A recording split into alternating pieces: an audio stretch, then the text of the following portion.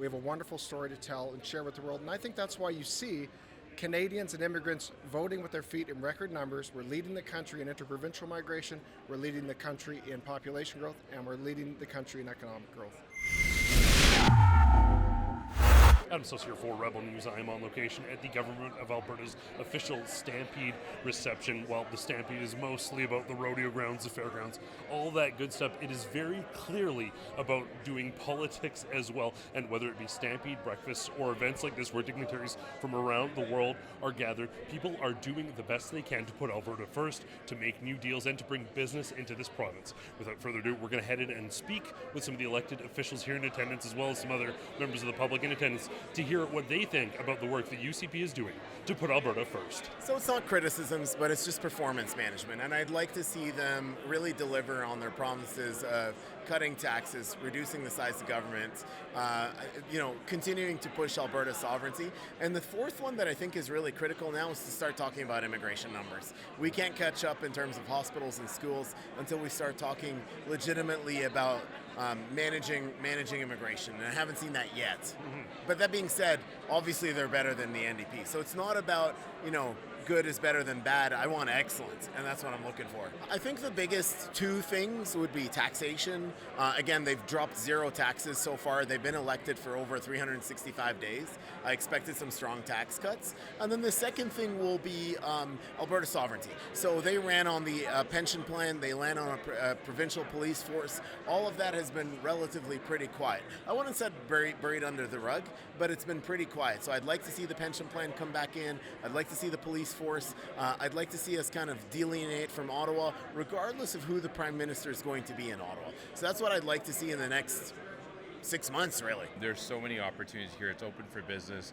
But most importantly, for a business perspective, you look for stability, right? You're looking for predictability, and so that your rates of returns and the investments that you're going to make, in the long term that they're going to make sense, that things are not going to flip-flop. And so, but Calgary and Alberta have an entrepreneurial spirit that you can feel the energy in this room. Our leadership and our premier, starting with her, she's doing a heck of a job, and we've got an amazing finance minister and Minister Horner, and making sure that we're spending people's money, because it's not our own, very carefully, and making sure that we're still balancing that with social programs so the money goes where it needs to as well. And another big thing that I'm personally very proud of and deeply invested in on many fronts is our investment in the recovery programs right now, and it's just such an important part of both even my own family, but my riding and our whole province as a whole. So I look forward to more of these recovery centers opening. I think we're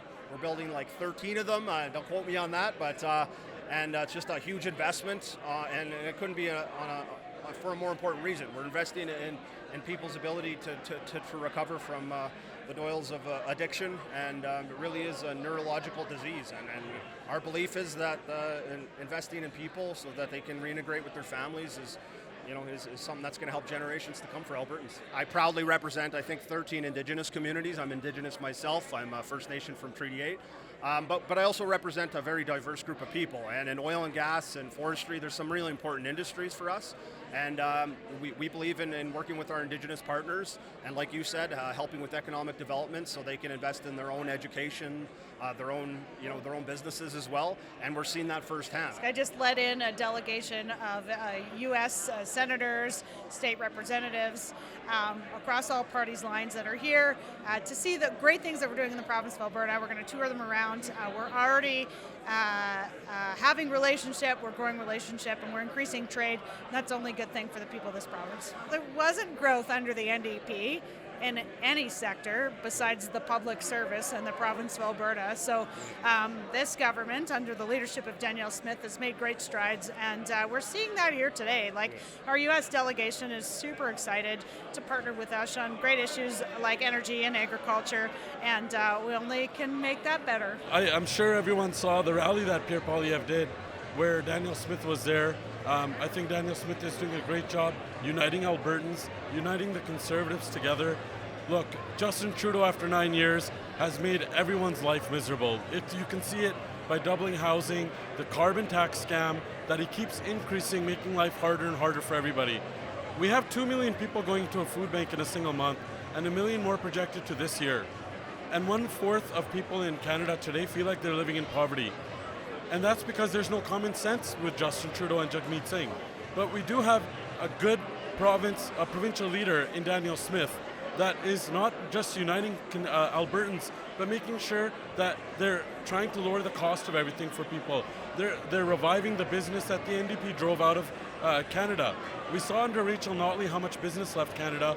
We're slowly seeing that come back with common sense policies that are bringing that business back. So I'm really happy with the work that they're doing right now, and they're only going to get better as the time goes on. We are moving in the direction of not only embracing our traditional industry, because we want to be the very best friend to America as a partner in energy security and food security, but we also want to make sure that we're partnering on some of those new innovations. So thank you for being here, and thank you for being a loud voice in championing our province as well. I sure appreciate that. Alberta's creating or maintaining the conditions that are conducive to business. So what that is, that's a low tax environment where all businesses get to keep more of what they earn so they can reinvest it in employment and further capital investment. We've also reduced regulation and red tape, as we call it, by over 1/3, saving businesses upwards of $3 billion over the last 5 years. And then we're a pro-business government. You may recall there was a time when Alberta, a former Alberta government, was not so proud of our world-class oil and gas resources or sector. We are. We grow it very much to the world and champion it. I was just in the United Kingdom. I was in Japan. I was in the UAE.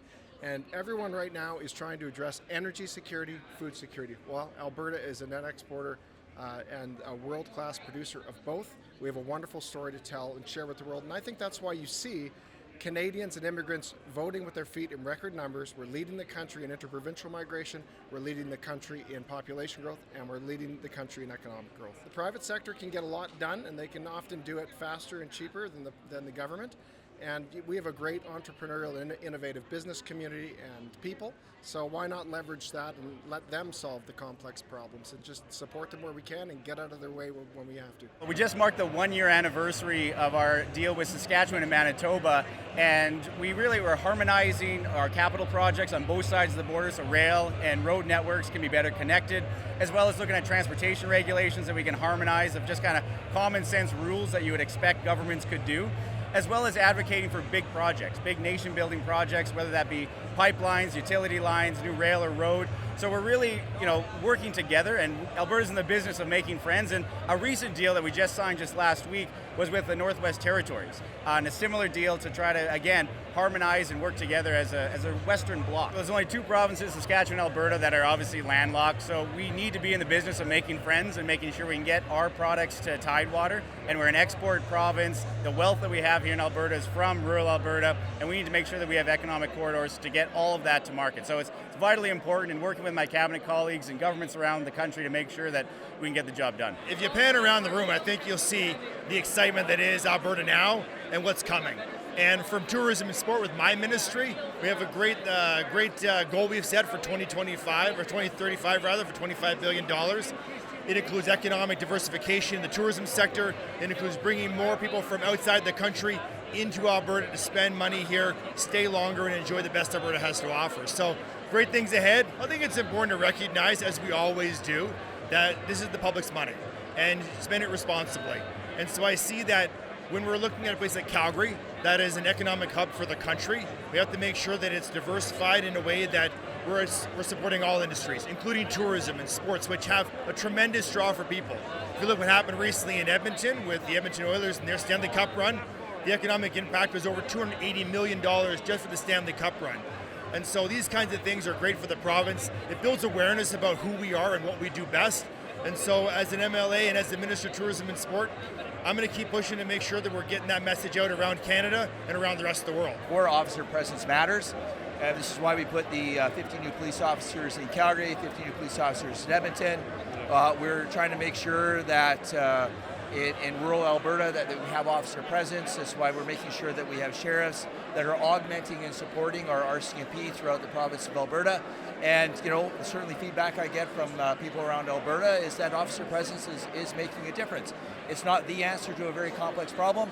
Again, this catch and release issue has been caused by the federal government. Yeah. But short of the change of a new federal government, we're doing what we can to support and make sure rural Albertans and actually all Albertans are protected and safe. We've empowered all municipalities in the province of Alberta through these $30,000 grants to let us know what they would like in order to support their communities. And we have a lot of people that are going through this independent process. I think we're in the realm of at least 30 plus communities who are going through the process in order to give us what is going to best suit their communities. We've had a few communities that have indicated to us that they would like a detachment of sheriffs. We've indicated a few others that want their own police service. So again, we're willing to work with every community. So it's not as simple as just saying a blanket police service, one model fits all. The commissioner of the RCMP has been saying very publicly on national news programs that they need to focus more on drugs that are being imported into the country and more kind of national, international type of crimes. He's also been very, very clear that two of the models that have worked best for the RCMP are Ontario and Quebec.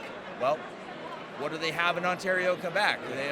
They have their own provincial police service. So that's not me saying that. That's the commissioner of the RCMP, right? And this is why we have the issues that we have. I mean, we're 400 plus officers short in the province of Alberta. You multiply that by every province, now we're talking thousands of officers short.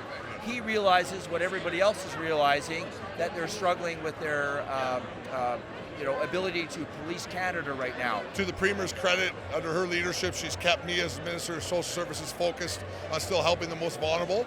We've shown we can do it in fiscally responsible ways while still balancing the budget and keeping care of economic needs, and also do it creatively. And things like we've done in Edmonton to be able to dismantle encampments while being able to make sure those individuals are brought to safe places to receive drug treatment, to be cared for, as well as caring for our elderly and making adjustments to our healthcare system to be able to make sure those that need care can happen. And we're proud that we are able to continue to do that while still being a fiscally responsible province. And I would say the most fiscally responsible province in the country. The number that's most impressive is since we started those encampment removals, 97% of the individuals who went through our navigation process are housed still today.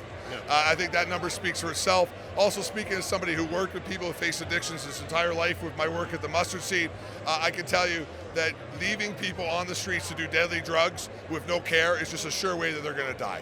And so I think if you step back and think about it, the compassionate intervention process that we are trying to bring in place here in Alberta is the best way to do it. It saves lives, but more importantly, it allows people to be able to have access to very productive, healthy, and happy lives in the future. One of the things that we've seen the most is the need for people that are in these circumstances just to get to ID, which allows them then to get health care, to get prescriptions filled, to be able to get income supports from the government if they need to.